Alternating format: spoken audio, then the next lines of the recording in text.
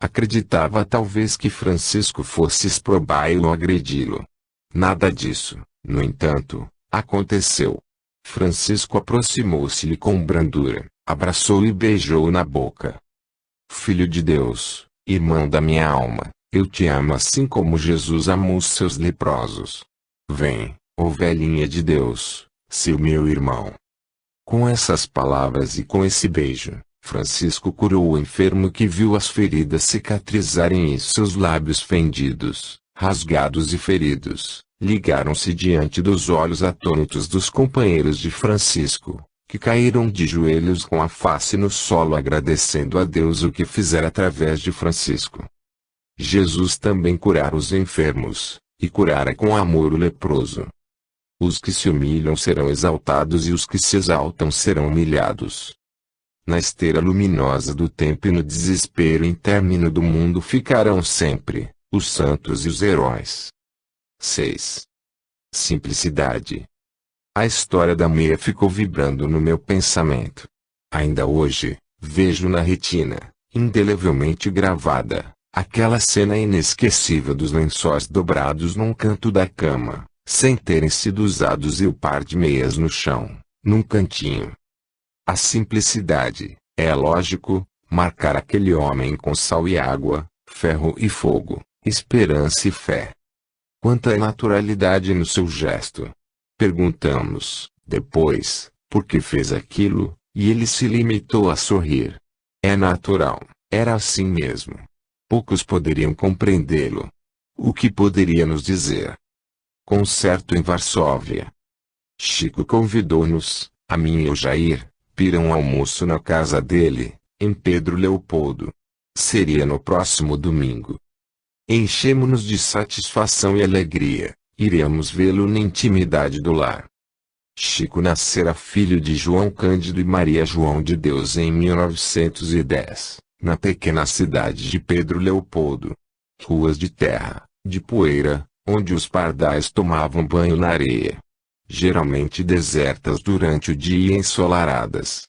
O ar é puro como o de todas as cidades de Minas. O silêncio e o sossego lembram-nos as cidades por onde os inconfidentes tramaram a libertação. Ouro Preto, Sabará, Mariana e a cidade que hoje se chama Tiradentes. Muita coisa se esconde no silêncio dessas cidades, onde o sonho do ouro e das pedras preciosas conduziu homens destemidos até os rincões mais afastados do Brasil.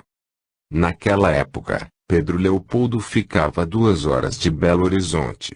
A estrada era de terra e as jardineiras eram horríveis. Carros velhos, sujos, apertados. Sempre cheios. Gente com trouxas, mercadorias, sacos, balaios etc. Era um Deus nos acuda. A estação sempre cheia com gente que ia para toda parte. Mas quando se conseguiu lugar e a gente se ajeitava no banco, apertado, tudo ia bem. A vontade de chegar e ver o Chico era muito grande e esquecia-se tudo. Não há sofrimento insuportável quando há verdadeiro ideal. João Cândido, homem simples, vendia bilhetes de loteria. Com a morte da esposa tempos depois, casou-se com Dona Cidália, criatura excepcional e bondosa que deu a seus filhos as alegrias que somente uma verdadeira mãe poderia dar. Era afável, compreensiva e amorosa.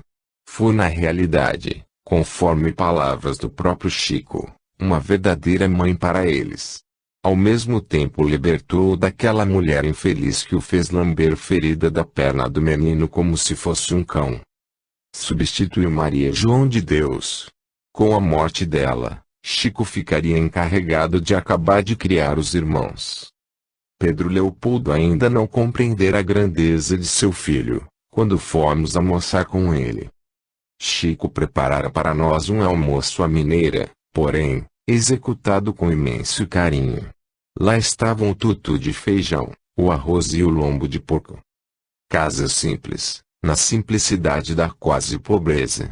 Mas vimos a um canto uma radiola e muitos discos. Ganhei essa radiola e toco, quando posso, os meus discos, especialmente Beethoven. É isso, Chico, respondemos, Ouvi dizer que no fim da vida você ficará cego e então irá receber os grandes músicos, Beethoven, Chopin, Mozart. Chico sorriu. Quem sabe, Ranieri? Quem sabe? Olhem, vocês gostam do Concerto de Varsóvia? De Tchaikovsky? Eu adoro. Disse e colocou o disco. Os primeiros acordes encheram com seus sons a casa rústica enquanto o almoço fumegava na mesa.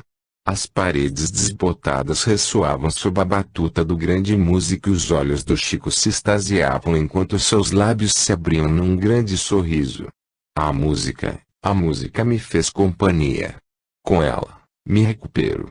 Ele estava em mangas de camisa, meia manga, e era gordo, muito gordo. Suas mãos macias serviam-nos a comida e ligeiramente ele não perdia um só de nossos gestos. Lembro-me que de vez em quando me olhava com profundo amor e carinho. Jair enveredou por uma conversa estranha. Começou a falar sobre beleza e feiura. Vocês não acham que só espíritos atrasados e maus ocupam corpos feios e disformes? Iniciamos uma defesa dizendo que não, que um anjo pode perfeitamente ocupar um corpo que não seja belo, de acordo com os padrões comuns estabelecidos pelos homens. Estávamos, na realidade, aflito, porque em verdade o Chico, fisicamente, era feio, gordo e quase cego de um olho. Ah, deixa disso, exclamava o Jair, quando Deus marca alguém é porque esse alguém merece. A natureza não se engana. Nossa aflição aumentava. Chico, que nos lembrava Sócrates, todavia, se limitava a servir-nos e a sorrir, com o sorriso da bondade infinita que Deus lhe deu. Ora, Jair, argumentávamos, a feiura ou a falta de beleza física é, às vezes, uma defesa para o espírito, a fortaleza dentro da qual o espírito pode enfrentar as tentações do mundo. Você imagina um espírito superior, de inteligência superior que vem em missão à Terra, se vem ainda com um corpo bonito será evidentemente, desde o começo, desde a mocidade, um centro de atração, e especialmente capaz de atrair as mulheres que poderão levá-lo à desgraça ou à infelicidade. Será, é lógico, assediado e perseguido.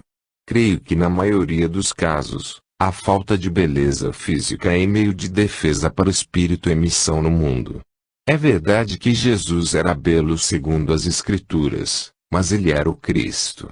Assim mesmo, sempre viveu rodeado de mulheres que nele encontravam o reino de Deus e a alegria perfeita. Mas qual de nós pode aspirar a uma situação e a uma condição dessas? Meu filho, o espírito superior geralmente se apaga na terra para não chamar a atenção dos homens e quando estes o reconhecem como tal, geralmente já realizou a obra, e está se despedindo dos próprios homens. Chico parece que gostava da conversa porque nos sorriu com ar de inteligência e entendimento, como se dissesse: deixa, Ranieri, o Jair ainda é muito jovem espiritualmente. De fato, no outro dia, nos confirmou esse pensamento dizendo: você, Ranieri, perto do Jair e do Inácio mental e espiritualmente, poderia ser considerado o bisavô deles.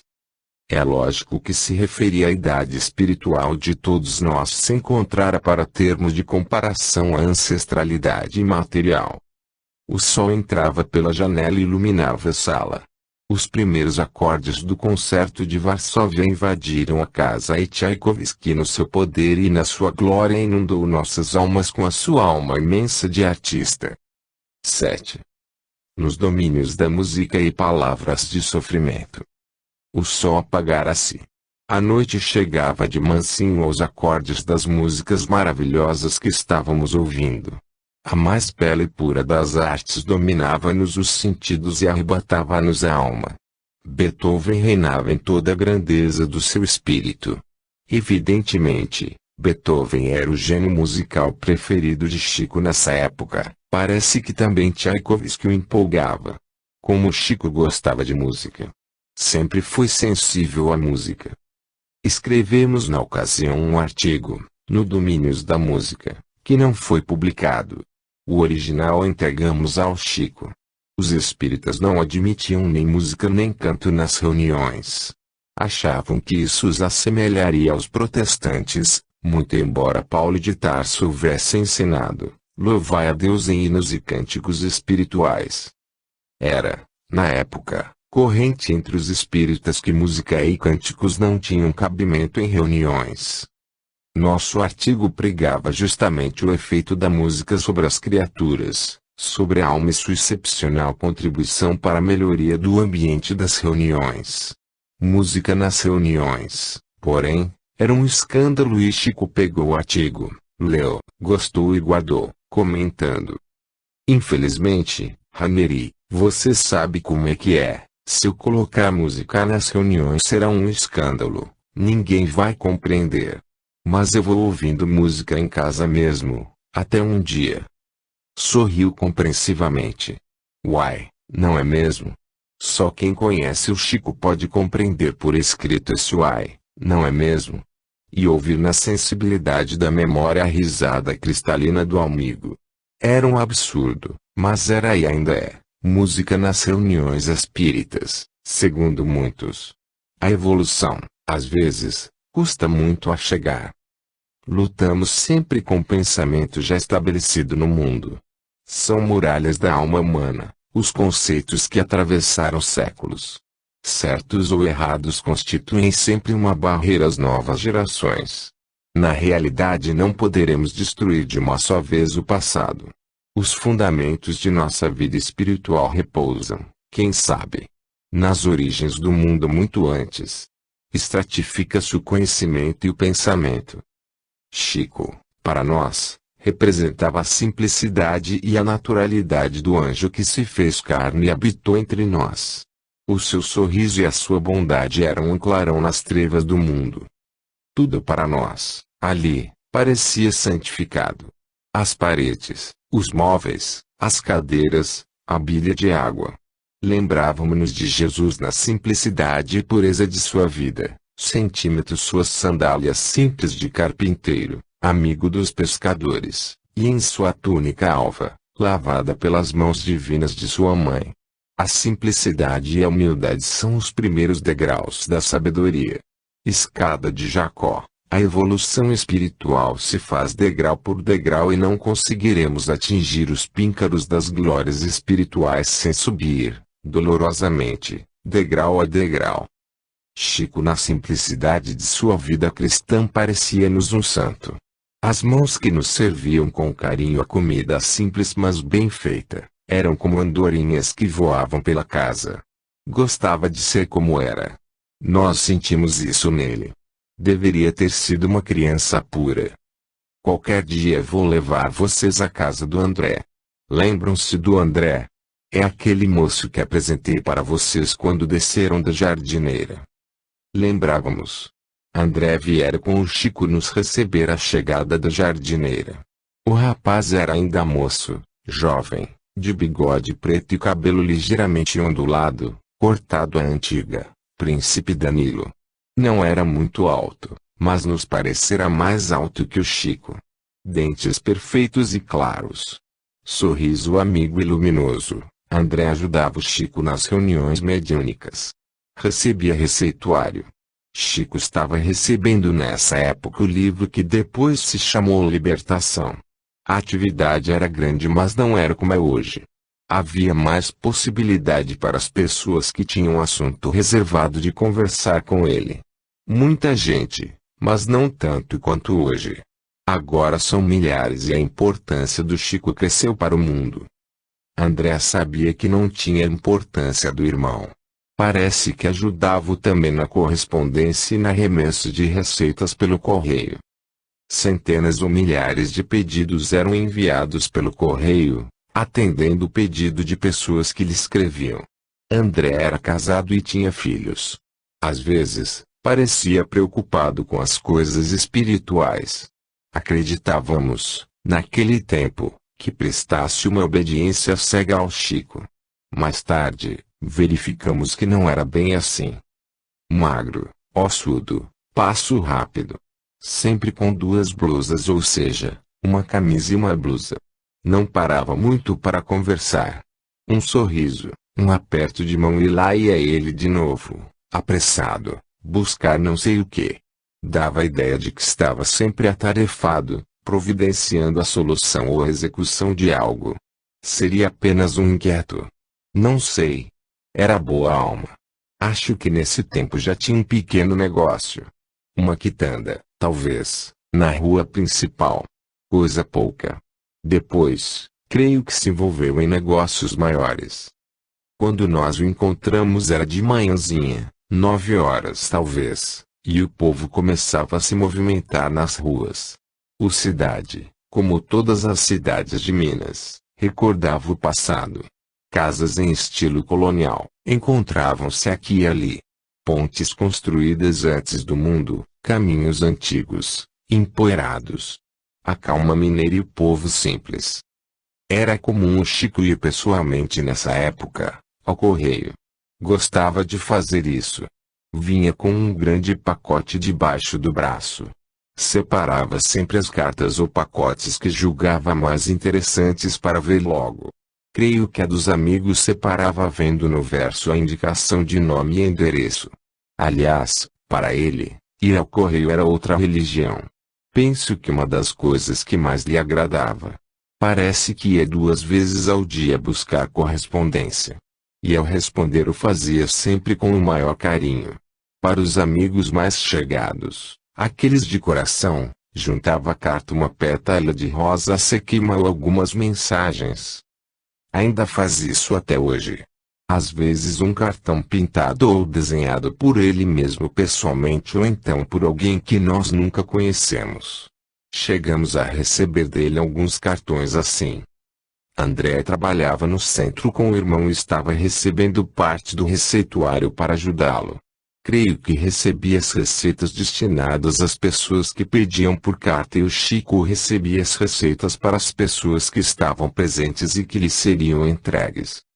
Gostei do André. Depois estivemos na sua casa.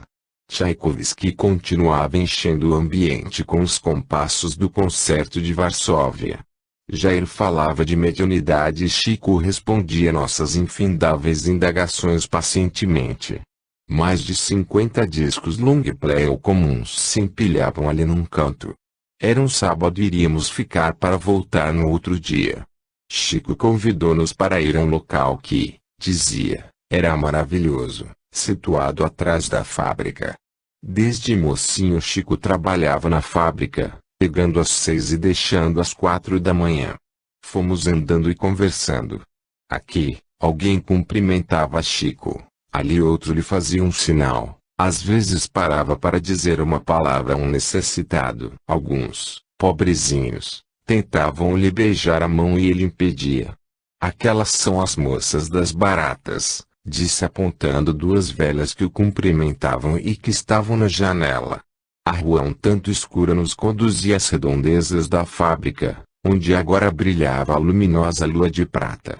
Subimos a encosta e penetramos belíssima plantação de enormes eucaliptos que margeavam um pequeno riacho. A lua filtrava-se através das folhas como se fossem um véu de noiva e a água encachoeirada, de repente, atirava-nos a espuma na face, pulverizada em milhões de gotículas.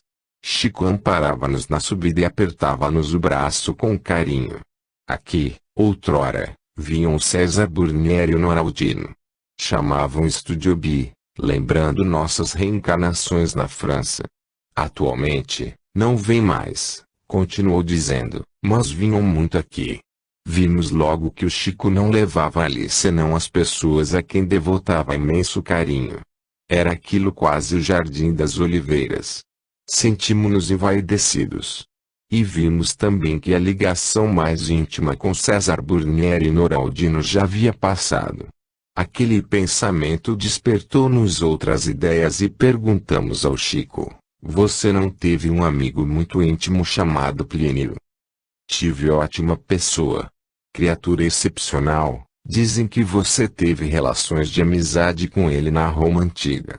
É verdade? Sim, é verdade. Fomos muito ligados. Ele é muito inteligente, mas houve um fato que nos afastou. A esposa dele, um dia, Chegou perto de mim e me disse: "Você é horroroso, você é um monstro." Senti um choque. Fiquei sem saber o que dizer, e nunca mais nos encontramos. Chico disse aquilo com humildade e quase com lágrimas nos olhos. Eu não quis, em face disso, aprofundar mais o assunto.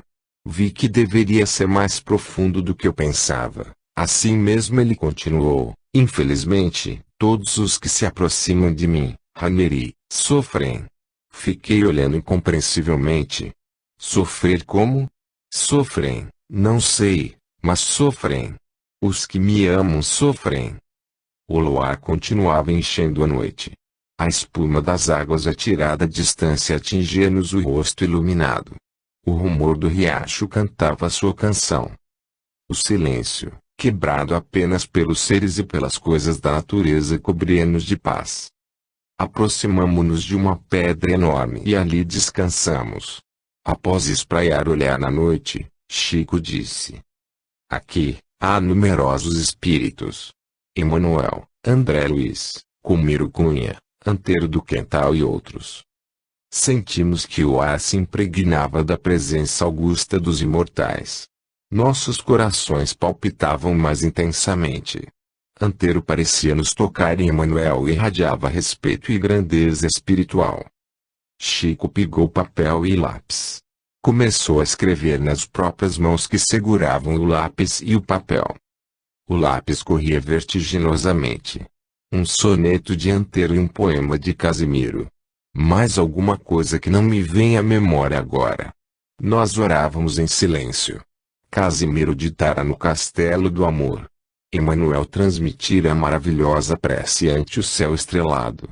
A cópia do soneto de Quental que o Chico nos dera se perdeu. Hoje não sei mais qual dos sonetos é ele, dentre os dele mesmo. Estávamos envolvidos por um ambiente de profunda espiritualidade. Descemos de novo a encosta. A lua coava-se ainda através da folhagem como luz em véu de noiva. 8. Mediunidade em casa. As viagens de Chico a Belo Horizonte eram permanentes. Nós o recebíamos com alegria e conversávamos com ele através da noite. Abrimos as portas da casa aos amigos que vinham lhe trazer o seu abraço. Chico ria, conversava aí, à sua maneira, ensinava. Nossa mediunidade de psicografia ganhava força e rapidez. Num daqueles sábados, à mesa, Chico nos disse: "Ranieri, o Wilde está próximo a você e vai escrever. Tome lápis e papel." Fizemos o que mandou. Realmente sentíamos a presença de Oscar Wilde, que já vinha nos transmitindo mensagens naquele seu estilo puro, poético e inimitável. Havíamos recebido dele páginas maravilhosas que, no entanto, o Chico não conhecia, nem havíamos falado disso a Chico Xavier. Alegrou, pois, a todos, a notícia.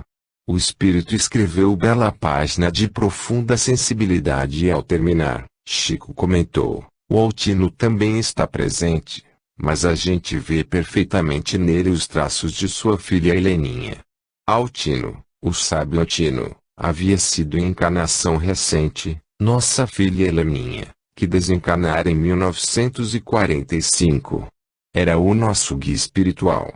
Chico leu as páginas transmitidas por nosso intermédio, de Charles, e nos afirmou, respondendo à pergunta de Jair: "Ranieri, eu vi o Charles muito azul e diáfano, mas Emanuel está me dizendo que Charles é Charles Baudelaire e que as flores do mal se transformarão nas flores do bem."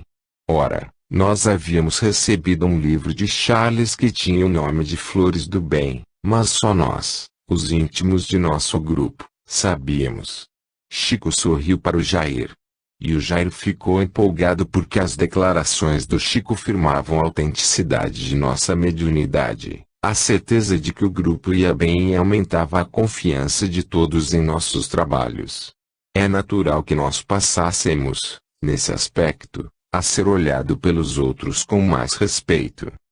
Oscar Wilde transmitiu uma página de profunda sensibilidade.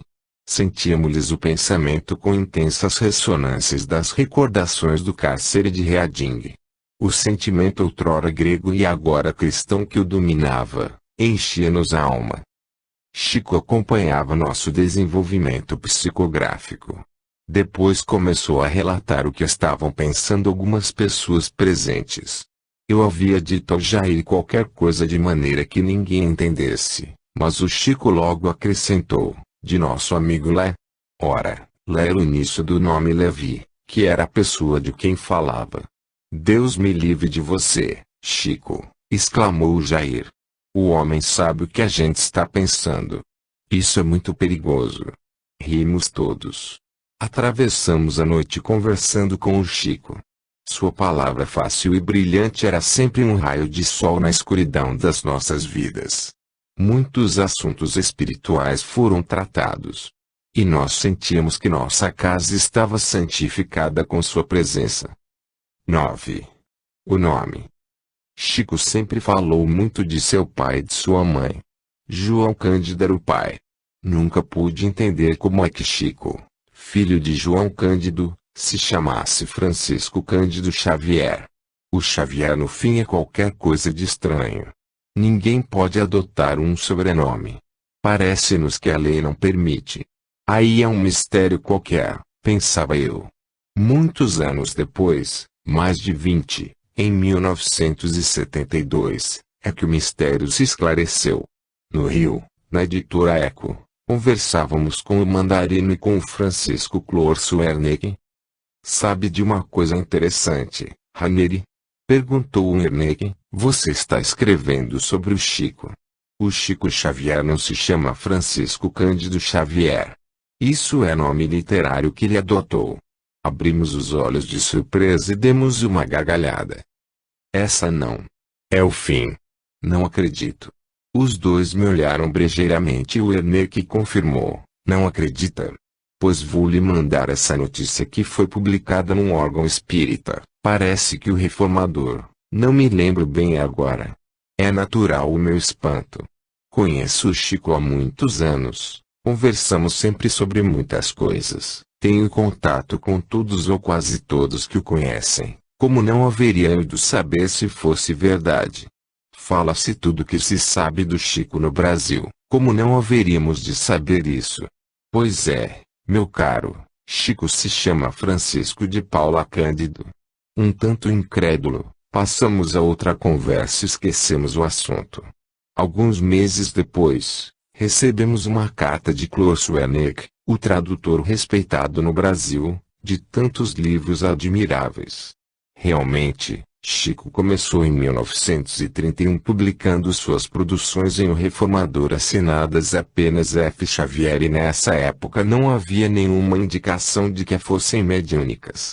Posteriormente é que passaram a ser assinadas por outros nomes, notadamente Emmanuel, e a indicação abaixo, mensagem, poema ou versos recebidos por Francisco Cândido Xavier, na noite de... etc. etc. Mas até ali, era sempre F. Xavier. Ora, nessas condições, nós temos um Chico que não põe seu nome em nada do que recebe. Creio que é prova maior ainda de sua humildade. Chama-se Francisco de Paula Cândido e as mensagens são firmadas pelos espíritos. Geralmente é chamado apenas de Chico.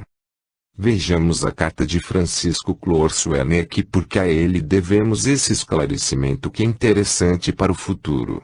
Rio de Janeiro, 22 de março de 1972. Caro amigo e confrade Ranieri. Eu bem sei que você é ocupadíssimo e não tem mesmo tempo de responder-me, mas hoje me lembrei de que certa vez lhe disse que Francisco Cândido Xavier não era o verdadeiro nome do nosso Chico e você chegou a dar um pulinho que até chegou a assustar o Mandarino. Nós em latim costumamos dizer que direite non probare non est vero, que, se não errei no latim, quer dizer e não provar não é verdade. Tenho em mãos o número especial comemorativo do cinquentenário da Federação Espírita do Rio Grande do Sul, de dezembro de 1971. Lá na página 98, está um trecho que vou transcrever para ver se é. Lá vai o tratamento português. Trata-se da revista Reencarnação, de Porto Alegre. Eio.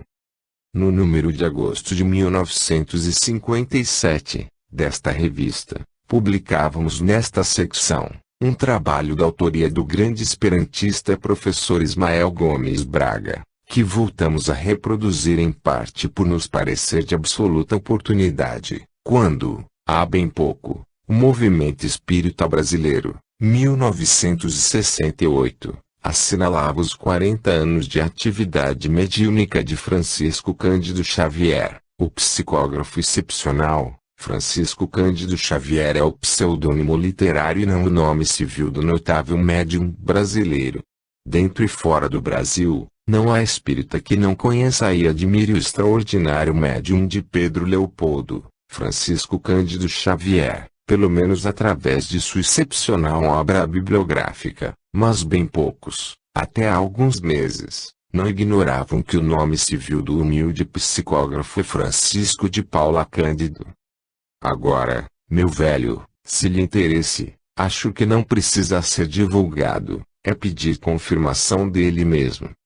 Continue a dispor do velho amigo e confrade Francisco Clorso Werneck essa carta do Werneck, que agradecemos. Seria, no entanto, assunto interessante aprofundar-se no estudo desse problema de nomes que o envolvem. Certa ocasião, Chico falava do Inácio. Companheiro de lutas espirituais, Inácio era uma inteligência fulgurante e uma alma boa, mas encontrava as maiores dificuldades para falar de doutrina cristã. Em particular, tudo ia bem, era um grande e notável conversador. Quase, preto, membro da Guarda Civil do Rio, chegara a ganhar 5 contos de réis numa ocasião em que nós ganhávamos 300 mil réis. Pela diferença se pode ver a fortuna que os 5 contos representavam na época. Inácio não conseguia falar sobre Jesus em público. Sempre que convidado a falar em público, levantava-se, gaguejava, tartamudeava e logo se sentava confuso. Pouca gente poderia dizer o que é que lhe tinha falado. Chico recebera uma mensagem de Emmanuel que revelava ter sido nosso Inácio, Paulo D.L., papa imoral e violento, que atentara contra a irmã e a própria mãe.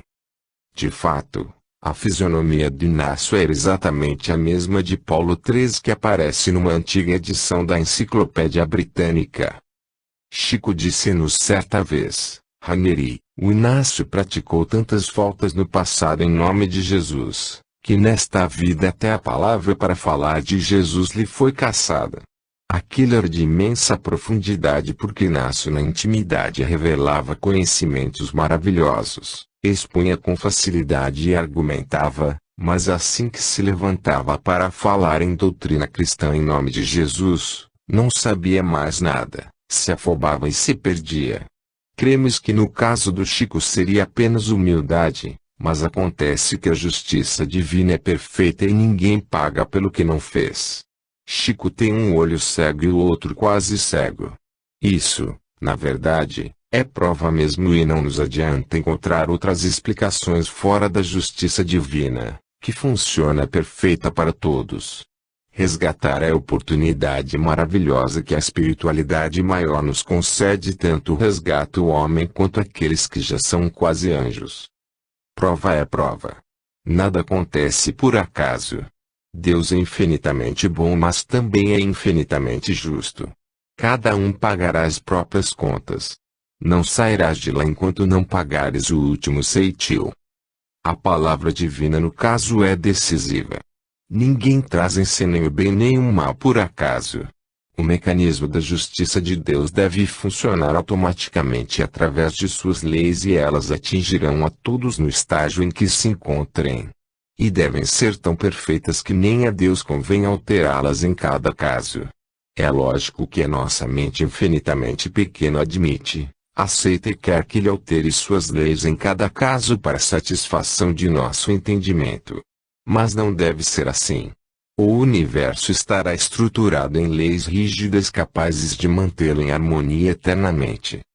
Há espíritos que já estão atingindo o ponto de se libertarem das necessidades terrestres, isto é, em breve não precisarão renascer mais na Terra. Cremos que esse é o caso do Chico. Lembremo-nos que Emmanuel afirmou em uma de suas obras que Jesus é o único espírito que fez a sua evolução em linha reta para Deus. Isto, naturalmente, se referindo aos espíritos que estão ligados de alguma sorte ao magnetismo terrestre e que têm compromissos com a Terra. E também é lógico que o assunto comporta estudos. Poderia ele ter vindo com esses defeitos físicos para a maior glória do reino de Deus e para viver em humildade? Quando perguntaram a Jesus quem havia pecado, referindo-se ao cego de nascença, se fora ele ou seus pais, Jesus respondera: nem ele nem seus pais, mas ele está aí e veio assim para a maior glória de Deus. 10. Na hora da demonstração. Por aquele tempo, Chico viajava muito. Escrevia-nos quase que diariamente cartas belíssimas que nos tocavam a alma. Eram lidas, depois, por todos os amigos. Vinha em nossa casa no fim de semana e afirmava que ia passar um dia no céu. Os laços de amizade aumentavam muito e havia um pequeno grupo que o amava sem limites. Não fechamos as portas de nossa casa para ninguém nem o impedimos de agir como quisesse.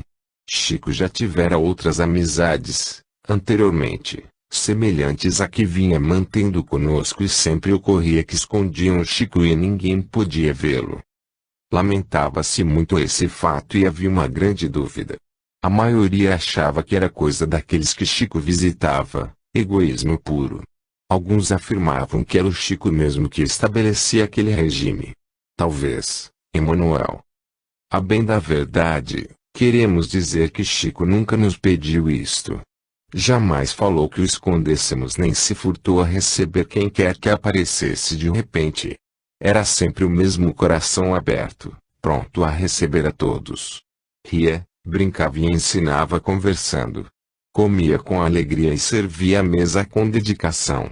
Nunca se viu tanto amor e tanto carinho para com as criaturas humanas. Nós éramos jovens, ardentes, e a nossa juventude justificava tudo. Certo domingo Chico estava em casa, quando Arus, garoto de 1 ano e meio talvez, entrou em convulsão. Rua Itacolomito. João Gonçalves morava ao lado. Companheiro e amigo dedicado, tanto nosso quanto do Chico. Jair e outros amigos ali estavam e ficara combinado um almoço geral em casa de João. Arus começou a se contorcer e a ter ataques. Chamamos o Chico. Ele veio e deu passes no garoto. O quadro era feio e impressionante. Ficamos chocados e nervosos. A criança, parecia-nos, estava morrendo.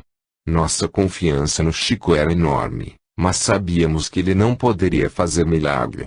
Ninguém faz milagres. Só Deus. Já havíamos perdido uma menina, Heleninha, em convulsões. Entrou em convulsões e não voltou mais. Em poucas horas estava morta. Vendo Arus naquele estado, atingimos as fronteiras do pânico. Será que iria acontecer de novo? Uma angústia sem fim tomou-nos a alma. A mãe ali estava chorosa e sem esperança. Vira morrer a primeira filha, daquele jeito, daquela maneira. Como não haveria de se desesperar? Chico consolou, deu passes. O menino serenou. Vou mandar-lhe uma homeopatia muito boa para esses casos. Saíram para a casa de João. Daí a pouco Jair chegou na janelinha da porta e gritou: Raneri, vamos almoçar. A comida está na mesa. Tomado de uma repentina revolta, respondi com violência: meu filho está morrendo e você acha que eu vou almoçar? O grito fora muito alto, todos ouviram. Chico deve ter ouvido. O ambiente ficou esquisito, estranho. Passado o desespero, me dei conta do que fizera, da indelicadeza que praticara. Mas já era tarde, não poderia desfazer o que fizera. Apenas a noite poderia me ajudar a esquecer. E não esqueci até hoje. Chico, porém, não disse nada. Vi que compreendera o meu estado, mas vi também que de repente ele viu uma nova face da minha alma. Eu ainda era romano, a encarnação de Roma vibrava na minha alma sem no meu coração. As forças da vida vinham do fundo dos milênios e me arrebatavam. Eu seria incapaz de me controlar. Estava acima de minhas forças. Não sei o quanto isso influiu no futuro. 11. A alma que flutua. Vi a alma do Arus flutuando muito ansiada sobre o corpo, disse o Chico. O espírito dele ia e vinha, uma grande ansiedade o dominava. Fitamos o grande médium com respeito. Seu olhar sereno contemplou-nos por um momento. Éramos o pai aflito, mas também o cristão compreensivo. O sentimento de imortalidade penetrava-nos todo o organismo vivo. Quer dizer, pensamos naquele instante, que mesmo vivo, no estado de enfermidade, o espírito se desprende e flutua sobre o corpo como se fosse desencarnar. É lógico que a doença e a angústia representam o resgate de erros praticados na outra existência, segundo a técnica espírita. O espírito retorna à carne para continuar conquistando evolução e espiritualidade, todavia não pode prosseguir se não aliviar a própria consciência resgatando o mal que fez. A ideia de Wilde no retrato de Dorian Gray estava certa. O mal que praticamos se reflete permanentemente em nosso organismo perispiritual até que outra ação igual e contrária o neutralize. Na realidade, a consciência humana em certos aspectos funciona assim mesmo. Só se tranquiliza e se acalma quando procuramos equilibrá-la desfazendo o mal ou as ações que praticamos. A serenidade traz a paz, mas a paz só se alcança quando a consciência está tranquila. E a consciência só se tranquiliza ao sentirmos que estamos em harmonia com todos. O espírito do Arus flutuava sobre o corpo, angustiado, aflito, e vinha, dissera o Chico. Assim, deve, pois, flutuar o espírito na morte e o corpo permanece inconsciente ou semiconsciente. Após o passe melhorou, realmente. Depois disso, mandou o remédio que a mãe foi dando ao filho. Tempos depois, com uma doença grave, teve mais algumas convulsões por febre e nunca mais teve. O quadro, porém, do Chico dando passe com a cooperação do Jair, isto por ter pedido ao Jair que lhe colocasse as mãos por trás para ajudá-lo, não me sai do pensamento. Chico era gordo, nessa época, enorme, bonachão e risonho. Fazia, como até hoje, todo mundo que ouvisse rir, naquele riso de felicidade e compreensão espiritual. O tempo, enquanto houver memória, não destrói os grandes momentos de nossas vidas. 12.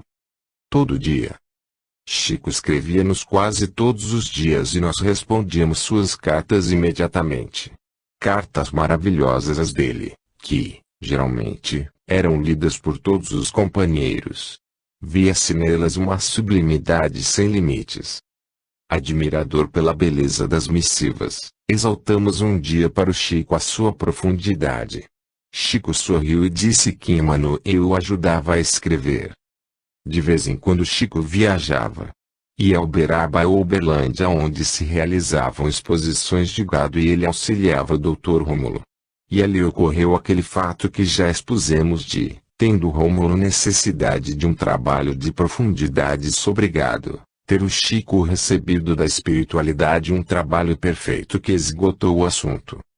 Conversávamos sobre Uberaba e Uberlândia e ele nos contou que espíritos elevados, de ordem superior, estavam nascendo naquela região. Hindus, especialmente. De Uberaba recebemos telegramas ou cartões. Nossa alma exudava com suas notícias sempre afetuosas. Isso foi muito antes de conhecer ele Valdo Vieira ou pelo menos ter revelado que o conhecia. Os espíritos de indianos estavam retornando à Terra, o que nos leva a crer que realmente os grandes lamas, os yogas e os sacerdotes da Índia, assim como seus iniciados e discípulos se transferirão para o Brasil, e, com eles, o sentimento de espiritualidade que enche os seus corações. É lógico que aqui, encontrarão o Cristo e o aceitarão. O Senhor os espera. Velhos, milenares espíritos, treinados no campo mental da meditação permanente, haverão também de dar amor. O Brasil, que é a pátria do Evangelho, necessita de espíritos dedicados que venham para salvar e ajudar. Os mestres indianos estão renascendo entre nós e, provavelmente, darão extraordinário impulso para o desenvolvimento da doutrina espiritual. Haverá um grande anseio e uma grande ânsia de espiritualidade entre os brasileiros. Aqui, onde Cabral aportou um dia, missionário do descobrimento, brotará o sentimento espiritual em explosões de luz. Permaneçamos, pois, em nossa posição de luta para que não venhamos a cair em tentação. Jesus nos espera desde o princípio e clama por nós. Dificilmente fugiremos da responsabilidade de servir. A cada um será dado de acordo com as suas próprias obras e com seu trabalho. Oremos e o Senhor fará o resto. 13. Depois daquele fato, Chico começou a espaçar suas visitas. Não veio mais tão a miúde. A criança ficou boa. A homeopatia veio. Recebíamos cartões e cartas. O amigo estava viajando. Visitamo-lo por nossa vez e o encontramos sempre risonho. De Belo Horizonte, mudamos para o Rio de Janeiro e ali continuamos a receber cartas suas. Sempre as mesmas, carinhosas, amigas, cheias de profunda amizade. Das longas noites de conversa cristã, muita coisa nos ficou como recordações imortais. Chico sempre nos dizia que toda criatura de quem ele se aproximava muito se tornava infeliz. Nessa época ele tinha essa ideia firme. Afirmava que os espíritos inferiores, não podendo atacá-lo, atacavam seus amigos. Nunca compreendi bem essa teoria, mas acho que em alguns aspectos tem lógica. Jesus também foi perseguido pela espiritualidade inferior. Só o seu imenso poder livrou-o e os seus amigos, algumas vezes, do sofrimento. Na verdade, existe uma guerra entre o bem e o mal. As trevas atacam sem cessar. Mas o tempo da nossa intimidade maior foi um tempo feliz. Muito aprendemos. Recebemos óleo para as lâmpadas da vida. Aquele impulso inicial nos conduziu até mesmo longe. Acreditávamos que o seu pensamento estava errado. O Nieves disse, que moeram juntos não fazem cerca, que aqueles que têm responsabilidade na doutrina precisam de ficar mais distantes para que cada um realize a sua tarefa. E que só no fim é que iria, se Deus permitisse, procurar os amigos para a união divina. Certa ocasião também falou-nos que não queria saber de chiquismo, que gostava mesmo era do espiritismo. E noutra oportunidade nos diria, eu gosto muito dos espíritas e gosto muito dos espíritos, mas gosto mais do espiritismo. Parece-nos que tinha uma preocupação permanente de evitar proselitismo centímetros torno de sua pessoa. Lutava para evitar que o tornassem um Deus. Procurava sempre localizar a doutrina em Jesus Cristo. Desviava toda observação que o centralizasse. Sentia-se que ele gostava profundamente de amizades, mas não de endeusamento. Fugia de todo o elogio. A simplicidade dele é aquela mesma simplicidade de Francisco de Assis.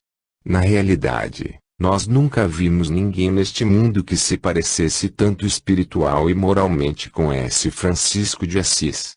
A mesma humildade cristã, o mesmo amor a todas as criaturas, a mesma devoção a nosso Senhor Jesus Cristo.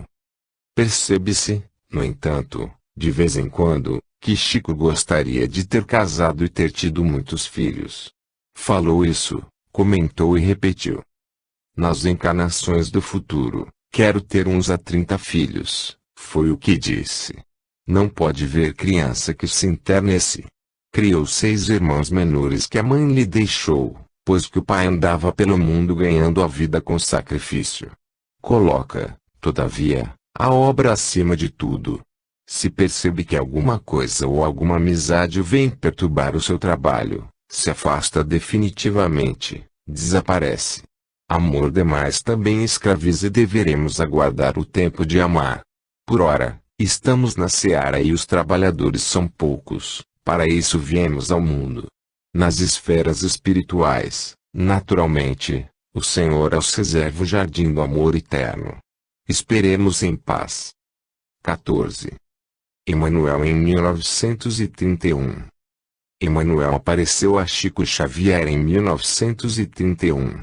Na introdução de um de seus livros, talvez em Paulo e Estevão, diz o Chico que Emanuel lhe apareceu espiritualmente, pela primeira vez, como um velhinho de barbas longas e brancas apoiado a um cajado. Posteriormente é que o veria como orgulhoso senador Publio Lentulus que um dia encontrara o Cristo e não tivera forças para segui-lo. Emanuel, através de dolorosas reencarnações, atingiu elevada posição espiritual. Foi Manuel da Nóbrega e viveu no Brasil onde ajudou com Anchieta a assentar as bases do cristianismo renascente. Ao tempo de Cristo foi presidente da Judéia.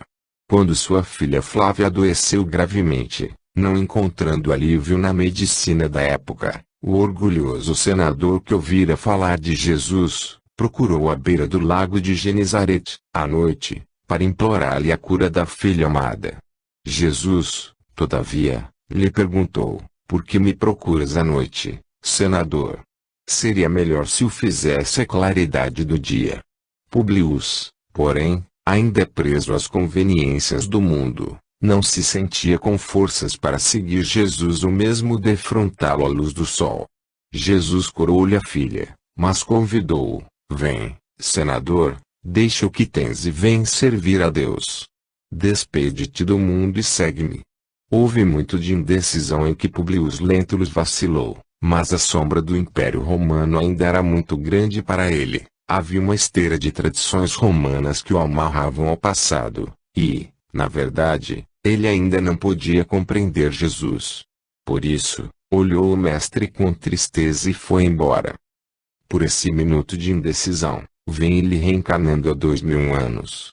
Depois de senador romano, com todo o poder nas mãos, reencarnou 50 anos após, como escravo nestório, grego que veio sofrer nas mãos dos romanos. A pequena Flávia é uma das encarnações de Chico Xavier. Na trama dos séculos, o médium Chico Xavier está intimamente ligado à figura de Jesus Cristo. Curado por ele, renasce século após século para o trabalho cristão. Costumamos repetir, às vezes, o mesmo assunto, porém abordando aspectos diferentes. Nota do autor. 15. História de Lívia. O amor de Lívia a Emanuel sempre nos causou uma grande admiração.